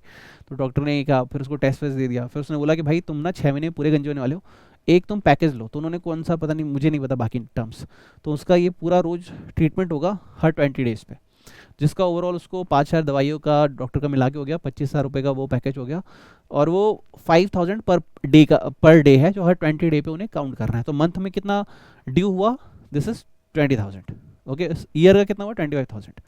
तो अब उन्होंने क्या एक सब्सक्रिप्शन ले लिया पेशेंट ने कि भाई मैं तुमसे तुम्हारे टोटल 5 ट्रायल्स लेने वाला हूँ, 5 मल्टीप्लाई में 5,000 मल्टीप्लाई में 5, 25,000 का पैकेज हो गया, okay.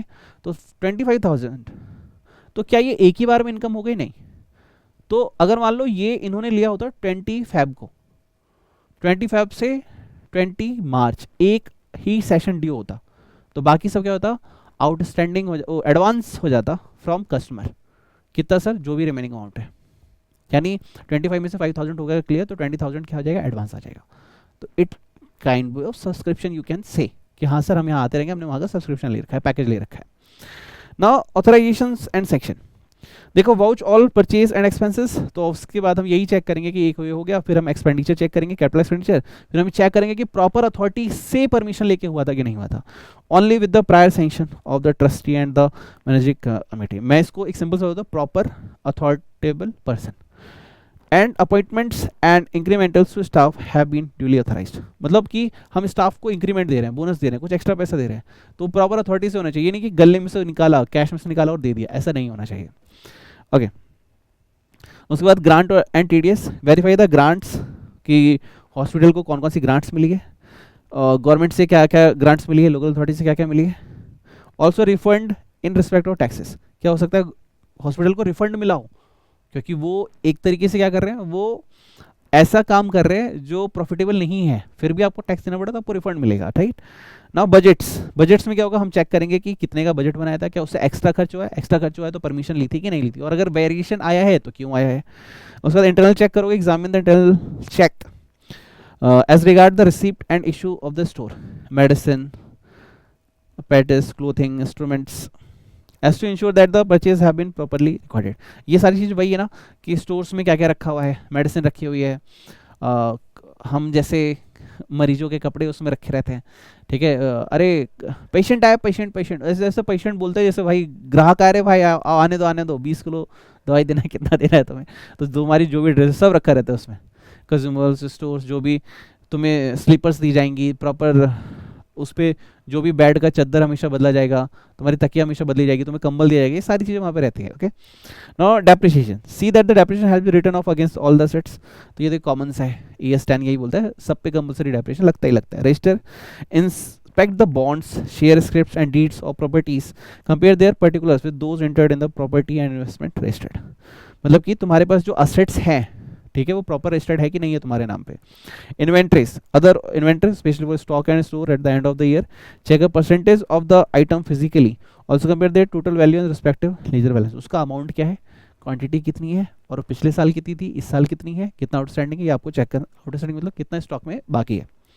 Management represent and certificate, get proper management representation and certificate with respect to various aspects covered during the course of audit. Okay that's it. A multi-specialty hospital has come in your city. You are required as an auditor for the first year. Discuss any 4 broad areas to keep in the mind while conducting. कौन कौन सी 4 बातें याद रखोगे, ठीक है। अब देखो यार, मैंने तुम्हें पूरी अपनी कहानी बता दी, तो विनीत मिश्रा का ऑपरेशन तुम कैसे ऐसे, विनीत मिश्रा ऐसे नहीं है, टीचर को थोड़ा इज्जत दो रे बाबा, लाइक नहीं किया लाइक करो, सब्सक्राइब नहीं किया सब्सक्राइब, कमेंट में जाके लिखो आई एम नेक्स्ट ये फाइल रे बाबा, दिल से दुआ देगा, सावन का महीना चल रहा है, टीचर का आशीर्वाद लो।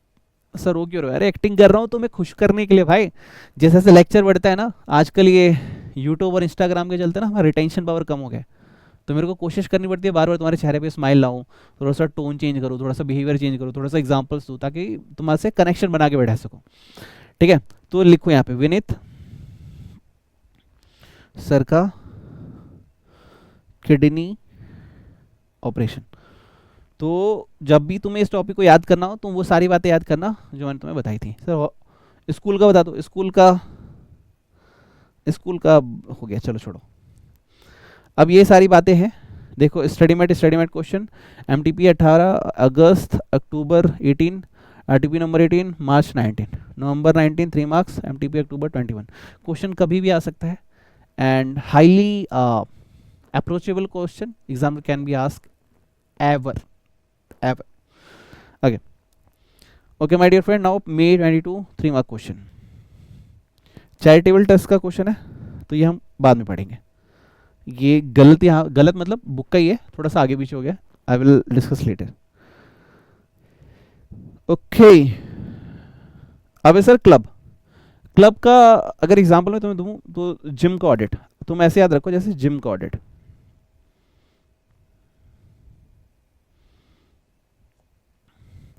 अगेन बहुत छोटा सा ही है और शायद आज का लास्ट टॉपिक है, लेकिन हाँ हो सकता है 1-2 टॉपिक हम एक्स्ट्रा भी कर सकते हैं।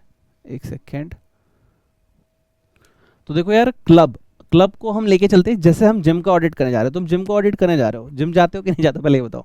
जिम जाते हो तो पहले उसकी कहानी सुनो, उसके बाद ऑडिट करने जाना जी। आप जानते ही हो, देखे रहे हो, कुछ ज़्यादा ही हट्टा कट्टा हो गया, मोटा हो गया, ओके। और वो क्यों होगा, क्योंकि बहुत सारी दवाई, मान के चलो 1 साल से मेरा इलाज ही चल रहा है। मेरा इलाज मतलब प्रॉब्लम्स, पंचक्रिया करवाई, उसके बाद मेरी बैक में चोट लगी थी, 2 to 3 month silently on a bed, मतलब डिस्क ब्रेक हो गया था, ठीक है, ओके। उसके बाद फिर अभी एक एक्सीडेंट हो गया, कार वाला टर्न कर रहा था और मुझे उड़ा के चला गया। उसके बाद फिर ये किडनी स्टोन का इशू, बहुत सारा। फिर अब मैंने सोचा जिम ज्वाइन करूँगा। अच्छा, सारी कहानी मेरे ऊपर लग रहा है। सी.ए. ड्रीमर से स्टार्ट किया, एजुकेशन इंस्टीट्यूट, फिर उसके बाद सेकंड हम हॉस्पिटल को ऑडिट करने गए, एडमिट हो गए। अब हम जिम जाएंगे, हम अब जिम जाएंगे, ओके, बॉडी बनाएंगे, ओके, बॉडी बनाते हैं सर, चलिए। तो बॉडी बनाते समय हम क्या बातें ध्यान रखेंगे कि हमें जिम ढूंढना है, जिम, ओके। क्या जिम अकेले आप चलाएंगे या बहुत सारे लोग होंगे? सर बहुत सारे लोग होंगे। यानी आप सब कैसे, मतलब फ्री में चलेगा या फीस देनी पड़ती है? सर नॉर्मल फीस वगैरह देनी पड़ती है, ओके। तो ये भी हो सकता है कोई बंदा पूरे साल का मेंबरशिप ले ले, हाँ, पूरे साल की मेंबरशिप आप ले सकते हो, 2 to 3 ईयर की ले सकते हो, ले सकते हो। तो वहाँ पे आपने सब्सक्रिप्शन ले लिया, अब उसकी अमाउंट, अब देखो सब्सक्रिप्शन लिया तो आउटस्टैंडिंग भी हो सकता है, आप पैसे नहीं दे रहे, हाँ, और ये भी हो सकता है आपने एडवांस दिया, हाँ, ये भी हो सकता है, या मंथली सब्सक्रिप्शन भी हो सकता है, वो भी हो सकता है। तो क्लब है क्या? आपकी एक एंट्रेंस फीस होती है जिसमें कंज्यूमेबल आइटम्स भी होते हैं, मतलब 10 से 20 लोग मिलके एक क्लब बना लेते हैं, और उसमें कंज्यूमेबल आइटम्स भी होते हैं, खाने पीने का भी सामान रहता है, ठीक है, नाश्ता पानी भी रहता है। उसमें आप जाके अपनी मीटिंग्स करते हो, एंजॉय करते हो, कैरम बोर्ड खेल रहे हो आपस में बैठ के, मतलब एंजॉय टाइप का क्लब। मतलब होता है एक समूह जिन्होंने एक पर्टिकुलर ऑब्जेक्ट रखा होगा, हो सकता है मैं मान के चलो एंजॉयमेंट का, जैसे होता है ना 10-20 दोस्त मिलके, भाई आजा चल पार्टी करने चलते हैं। अब वो पार्टी करने के लिए बाहर कहाँ नहीं जा रहे, वो जा रहे क्लब, ओके। फैमिली क्लब भी होते हैं, ये वाला डिस्को वाला नहीं है, ढैन ढैन ढैन, ये वाला नहीं, ये नॉर्मल फैमिली क्लब है, जैसे सोसाइटीज़ वगैरह में भी क्लब्स होते हैं, ओके, इफ़ यू नो। तो अब इसकी इनकम कहाँ से हो सकती है? तो मेंबर से आती है। क्या वो एडवांस पे कर सकते हैं? हाँ। क्या ड्यू हो सकती है पेमेंट? हाँ, ओके। सर क्या वो खाने पीने का आइटम खरीद सकते हैं? हाँ, ओके। 2 चीज़ें हो गई सर। और इनकम कहाँ से आ सकती है? देखो, पहली चीज़, उनके पास कोई एसेट थी, उन्होंने लेट आउट कर दी, रेंट आ रहा है, वहाँ से इनकम आ सकती है। इन्वेस्टमेंट वगैरह कहीं कर दी, पैसा ज़्यादा इकट्ठा हो गया, इन्वेस्टमेंट कर दी, वहाँ से जो इंटरेस्ट आ रहा है वो सारे क्लब में आ जाएगा दोबारा से, राइट। ये हो गई इनकम। सर इसका कोई लॉ वगैरह हो सकता है? अगर हाँ, may be there any kind of law or agreement, you can check. तो आपको उस पर कौन कौन से प्रोविजंस लगते हैं ये पता चल जाएगा। इनकम पढ़ लिया आपने। अब एक्सपेंस, एक्सपेंसेस क्या होंगे भाई? जो भी वहाँ के असेट्स आ रहे हैं, कैपिटल एक्सपेंडिचर हो रहे हैं, वो सारे एक्सपेंसेस हो गए। वहाँ खाने पीने के लिए जो भी कंज्यूमर्स आइटम आ रहे हैं वो भी एक्सपेंसेस हो गए। वहाँ की लाइट, इलेक्ट्रिसिटी, मेंटेनेंस का खर्चा हो गया, स्टाफ की सैलरी हो गई, खर्चे हो गए। इनकम बता दिया। असेट कौन कौन सी होती है? जो भी हमने फिक्स असेट्स वहाँ पे रखी है, मान लो जिम है तो वो भी जो भी इक्विपमेंट्स है, प्लांट एंड मशीनरी, वो उसके असेट्स है। असेट्स है तो डेप्रिसिएशन भी होगा, वो एक खर्चा हो गया। उसके बाद असेट्स में और क्या क्या हो सकता है? Investment, cash and bank, advance received. Sir outstanding होता है असेट, हाँ राइट। एडवांस तो लाइबिलिटी होती है, वेरी गुड, ठीक है। लाइबिलिटी साइड में क्या होगा? सर किसी पर्सन ने पेमेंट नहीं की, वो लाइबिलिटी हो गई। आपका कॉर्पोरेट फंड वगैरह आपने टाइप का बना रखा है कुछ, वो वहाँ पे आ गया। आपका कैपिटल वगैरह हो गया, वो वहाँ पे आ गया, राइट। तो इस तरीके की चीज़ें वहाँ पे होती है। कोई खास नहीं है, थोड़ा सा आइडिया होना चाहिए, थोड़ा सा लिखने का तरीका आना चाहिए, नॉर्मल आपको पॉइंट्स पता चल गए। देखो आपको 8 पॉइंट्स किसी भी टॉपिक बनाने आने चाहिए। लॉ से कनेक्ट कर दो, असेट से कनेक्ट कर दो, लाइबिलिटी से कनेक्ट कर दो, इनकम से कनेक्ट कर दो, एक्सपेंडिचर से कनेक्ट कर दो, हाँ टैक्स से कनेक्ट कर दो कि जो भी टैक्सेस है वो वगैरह अपना पे कर देना। हाँ, डेप्रिसिएशन से चाहिए तो कनेक्ट कर सकते हो, अगर लग रहा है उसको डेप्रिसिएशन तो लगता ही होगा। उसके बाद तुम AS 12 देख लो, कोई ग्रांट वगैरह तो नहीं मिल रही है, AS 10 डेप्रिसिएशन का हो गया। और वैसे ही जैसे अभी एक आएगा हायर परचेज, उसमें हम AS कौन सा लगता है हायर परचेज में? मैं भूल गया यार, हायर परचेज का AS कौन सा होता है? AS 13, AS 14, कौन सा? अरे बताओ, कमेंट बॉक्स में जाके लिखो। तो हमें देखना पर्टिकुलर AS कौन सा लगता है, पर्टिकुलर लॉ कौन सा लगता है, वो माने जाते हैं नहीं माने जाते। हाँ, अथॉरिटी वाला पॉइंट ऐड कर दो कि कोई भी बहुत बड़ा खर्चा है कैपिटल एक्सपेंडिचर, तो भैया वो पूछ के हो रहा है कि नहीं हो रहा है, राइट। और कहीं से पैसा है वो ऑथराइज वे में खर्चा होना चाहिए। इनकम आई तो ऑथराइज वे में यूज़ होनी चाहिए। तो 7 to 8 पॉइंट्स बनाने हैं कैसे भी करके। आइए पढ़ते हैं sir. Entrance fees, वाउज the receipt on account of entry entrance fees. यानी विनेश सर अब कहाँ जा रहे हैं? जिम जा रहे हैं भाई। विद मेंबर्स एप्लीकेशन कॉन्ट्रोफॉल्स, अब ये तो मत ही पूछना, 2 पार्ट होते हैं, एक फाड़ा जाता है, एक रखा जाता है, एक दे दिया जाता है, ठीक है। या मैंने बता के मैं थक गया मैं। To them as well as on the reference to the minutes of the managing committee. Minutes पढ़ रहे हो आप, मिनट्स क्यों पढ़ रहे हो? इससे पता चल जाएगा कि उनका बजट क्या था, एक्चुअली वो क्या खर्चा कर रहे हैं, और बजटेड कितना था, डिफरेंस क्यों था, वेरिएशन क्यों था, और उन्होंने किन किन चीज़ों की अथॉरिटी ले रखी है, बैंक स्टेटमेंट पैसे कहाँ से आते हैं, सारी चीज़ें पढ़ के तुम्हें पता चल जाएगा। सब्सक्रिप्शन आता है भैया, हाँ सर सब्सक्रिप्शन आता है, मतलब membership fees. Vouch member subscription with the counterfoils of the receipt issued to them, trace receipt for the selected period and register of the member, also reconcile the amount of total subscription। भैया इस बंदे से ये पैसा है, इस बंदे से ये आया, ये बंदा आया, ये एडवांस दे रहा है, ये आउटस्टैंडिंग दे रहा है, इस तरीके से। Arrear of subscription, arrear of subscription मतलब आउटस्टैंडिंग। हो सकता है किसी बंदे ने ना दिए, नहीं दिए तो क्या ट्रीटमेंट हो रहा है, बैलेंस शीट में शो हो रहा है कि नहीं हो रहा है, ऐसा तो नहीं कि उसने दिया भी नहीं फिर भी तुम इनका मान रहे हो, ट्रीटमेंट चेक कर लेना। Ensure that area of subscription of the previous year has been correctly brought forward over the area of the year under the audit and subscription received in the advance have been correctly adjusted। वही है outstanding subscription and prepaid, ठीक है, या फिर जिसको हम बोलते हैं एडवांस सब्सक्रिप्शन रिसीव्ड। ये तुमने क्लास 12th में एनपी वाले टॉपिक में पढ़ा होगा। अरिथमेटिकल एक्यूरेसी, चेक कर लो कि भाई अगर किसी बंदे की फीस मान लीजिए 6500 रुपीज़ पर मंथ है, ठीक है, अगर वो 12 मंथ आता है तो कितनी हो गई, अरिथमेटिकल एक्यूरेसी भी हो सकती है, वो 65 की जगह 75 ले ले, 85 ले ले, कई बार 68 बन जाता है, 50 बन जाता है, कैलकुलेशन चेक कर लेना। ई रिकवरेबल मेंबर्स ड्यू, हो सकता है कोई मेंबर चला गया, तो ऐसा भी है क्या कि मेंबर्स का ड्यूज ही कलेक्ट नहीं हो रहा, तो आपने उसे क्या ट्रीटमेंट किया, हमें वो देखना है।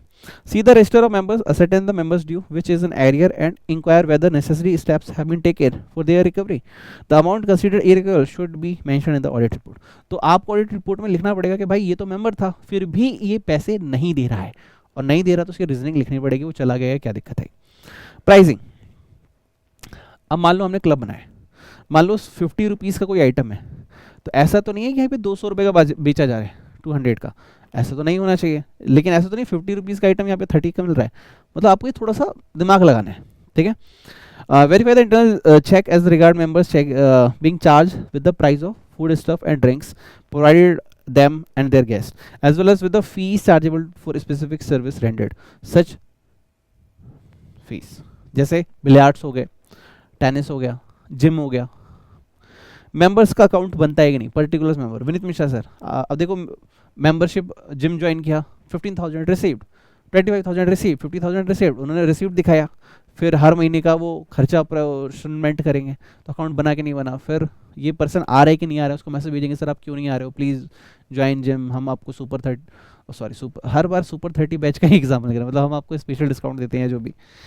Okay, no purchases, vouch purchase for sports item, furniture, crockery items and trace their entries in the respective inventory.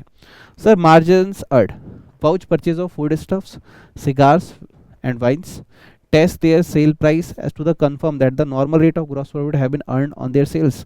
क्या normal profit plus gross profit तुमने ऐड किया है, मतलब कि तुमने प्राइस प्लस प्रॉफिट ऐड किया था, क्या किया था। द इन्वेंट्री ऑफ अनसोल्ड, मतलब ऐसा तो नहीं है कुछ अनसोल्ड और तुम यहाँ से उठा के घर ले जा रहे हो। नाउ इन्वेंट्रीज, स्टॉक में क्या क्या चीज़ें पड़ी हुई है, फर्नीचर, स्पोर्ट्स मटेरियल। अब जैसे जिम टेनिस है तो वहाँ बॉल्स होती है, ठीक है, बैट बॉल है तो बैट एंड बॉल पड़ा होगा ना सब कुछ, ऐसा तो नहीं तो स्टाफ अपनी जेब में रख के ले जा रहा है, ठीक है। इन्वेस्टमेंट, कहाँ कहाँ पैसे लगाए, share scripts and bonds in respect of the investment, check their current value for disclosure in final account. और फिर मैनेजमेंट की power, examine the financial power of the secretary and these have been exceeded, report specific case for confirmation by the managing committee. अगर उसने अपनी power का गलत इस्तेमाल किया तो आप क्या करोगे, मैनेजिंग कमेटी से इसके बारे में बात करोगे। इसमें टैक्स वाला पॉइंट मिसिंग लग रहा है, एएस का रेफरेंस भी थोड़ा सा मिसिंग लग रहा है, बट कोई बात नहीं, हमें 8 पॉइंट्स देने हैं, 12 पॉइंट्स है, 12 पॉइंट है, you can remember any 8 point from this. Now Jain 21 और मार्च 23, state point merit consideration audit club, तो भाई तुम ये लिख लेना, टोटल 12 पॉइंट्स हैं।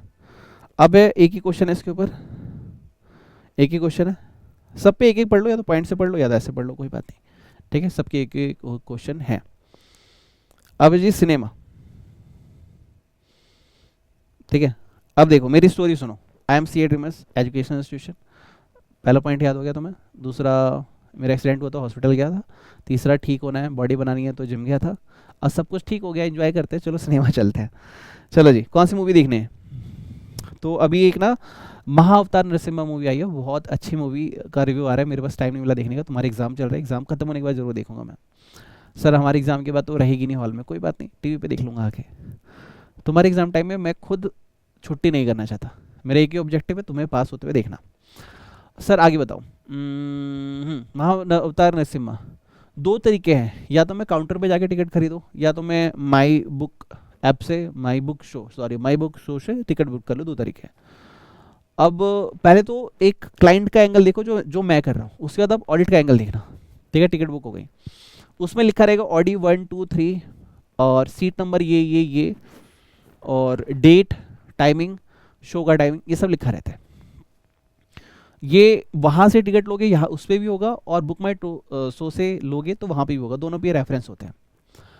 क्या सेम सीट मुझे और आपको दोनों को सेम सीट अलाउ हो सकती है? आंसर है नहीं सर, पर्टिकुलर शो में एक सीट ही एक बंदे को अलाउ होगी, राइट।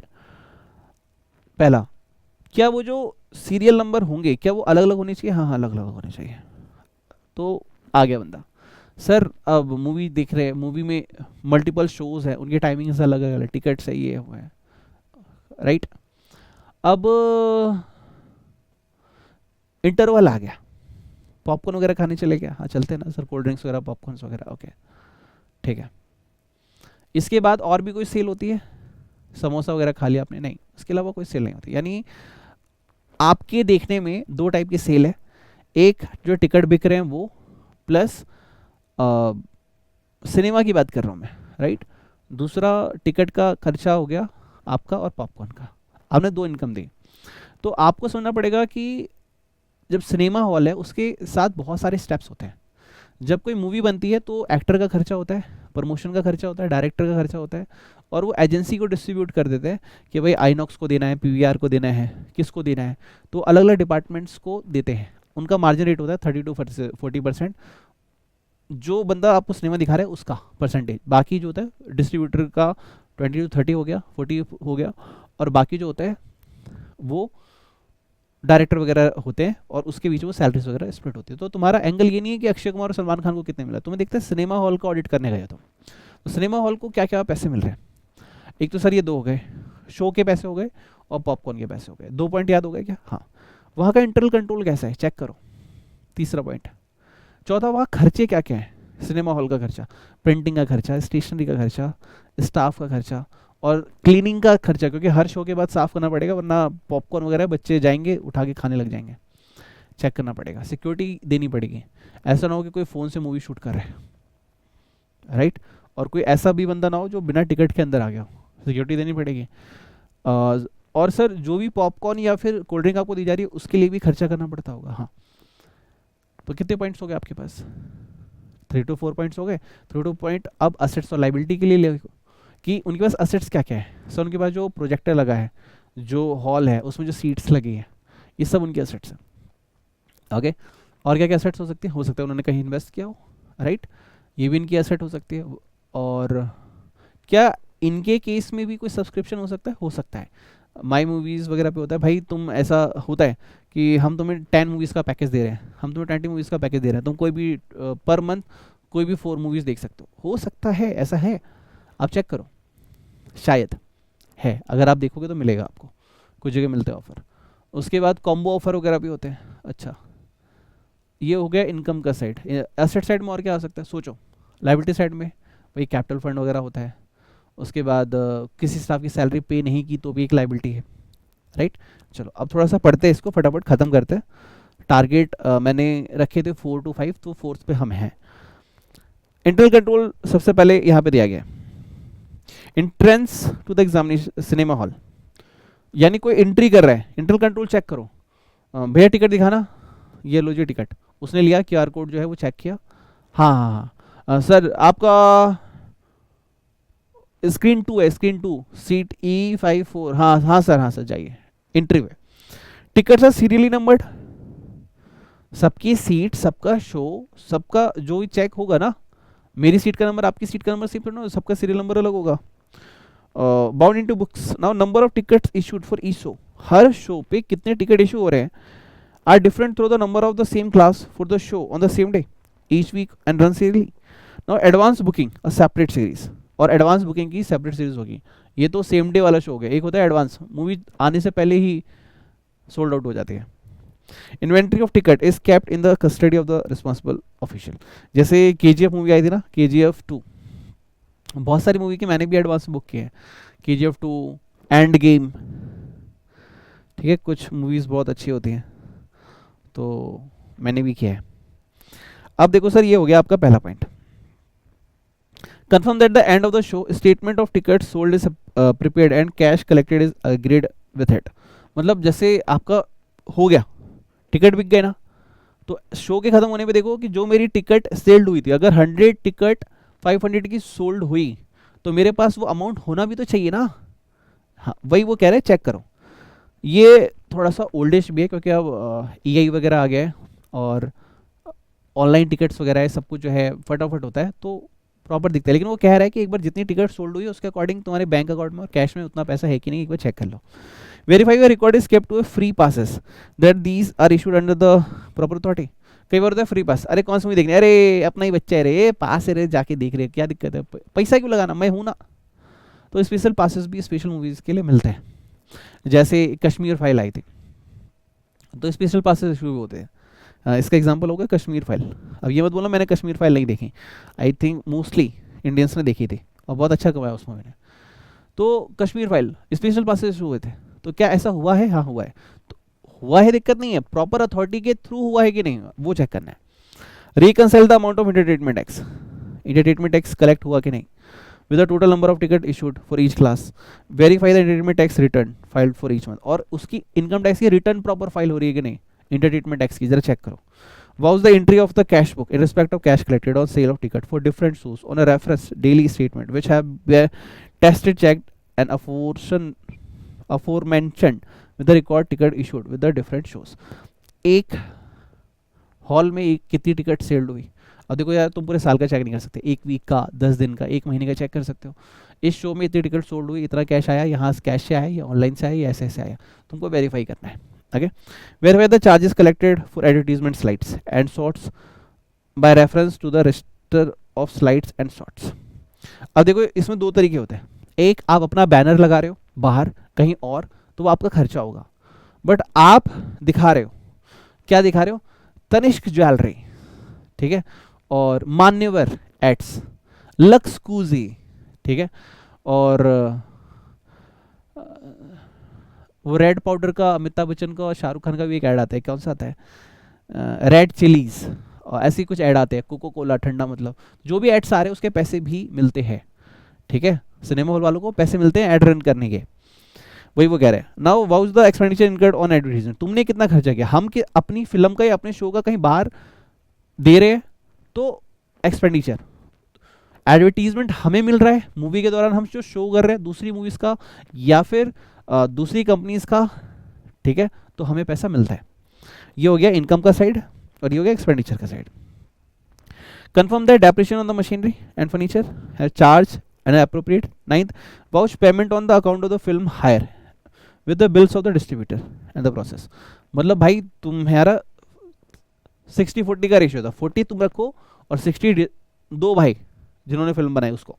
नाउ एडवांस पे टू द डिस्ट्रीब्यूटर, तो एडवांस वगैरह दिया है क्या डिस्ट्रीब्यूटर को? हाँ, तो बात करो, एडजस्ट करो उसको। और रेस्टोरेंट इनकम, वही कॉफ़ी पी रहे थे क्या पॉपकॉर्न, ठीक है।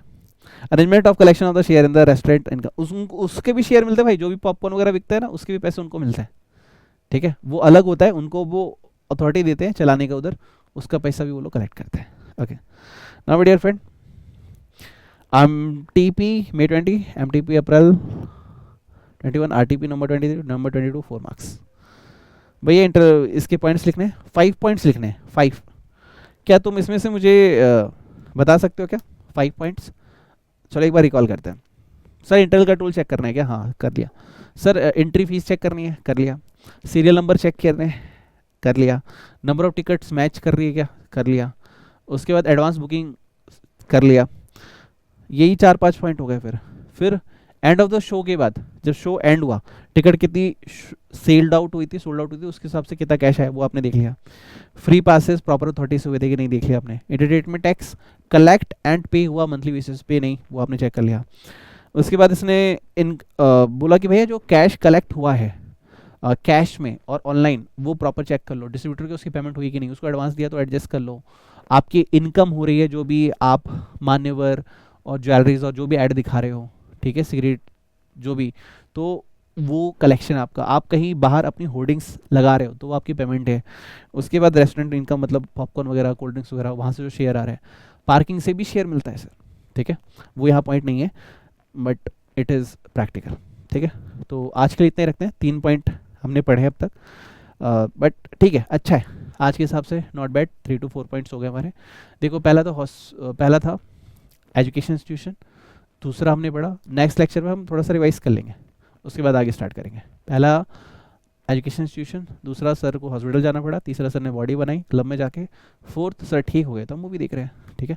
तो ये 4 आपको याद हो गए। उसके क्या क्या पॉइंट्स है एक बार तुम खुद पढ़ लो, उसके बाद मैं नेक्स्ट लेक्चर में दोबारा से रिवाइज करा दूंगा। Wish you all the best, God take care, bye. मिलते हैं आपसे नेक्स्ट लेक्चर में, चलते ही। और एक बात याद रखना, I am the next CA finalist at any how at any cost, and I am the CA और आई एम द सीए। मतलब तुम्हें पास होना है और पास ही होना है। कमेंट में जाके लिख देना अगर तुम्हें लग रहा है मैंने शिद्दत से मेहनत की है, थैंक यू। और मैं दिल से बोलूँगा गॉड ब्लेस यू। चाहिए और इस बार अपना जो सपना है, I am C A dreamers, we are C A dreamers, and this time you are next finalist, पूरा हो, मेरे दिल से ये दुआ है। God bless you, take care and bye bye.